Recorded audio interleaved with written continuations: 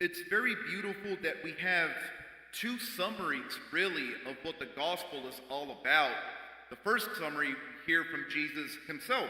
I have told you this so that my joy might be in you and that your joy might be complete. When we ask ourselves what the gospel is, that's exactly what it consists of. But then secondly, we're also commemorating today St. Athanasius, one of our great doctors of the church, who says, God became human so that the human might become God. That's a second beautiful summary of what the gospel is all about. But we are called to joy, for instance, when we reflect that we are happily forgiven by our God when we fall into sin.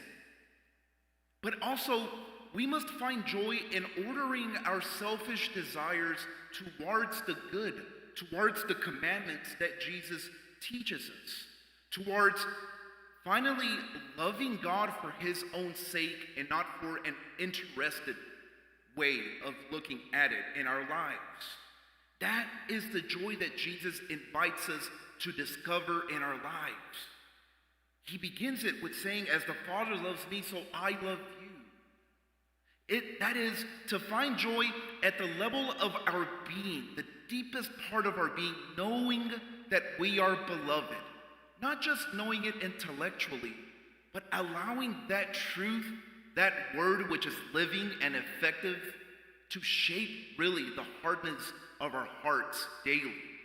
That is how we discover joy. We discover joy when God forgives us. We discover joy when God lifts us up. We must discover joy as we are forming our desire to love and serve God, but not only that, to love and serve one another as well. I remember a wise priest in seminary formation in which before he would begin class, he would begin with the prayer, Lord, we ask you for that grace to know you, for we only wish to know you so that we may love you. And yes, that is the joy that we must have in our lives, to continue to know Jesus Christ, to love him, but in loving him, to love what he loves, to love one another, to love souls, to not lose that hope, that theological virtue of hope for others, for souls, and discovering that joy in loving one another. We, of course, will hear more about that in this Sunday's gospel.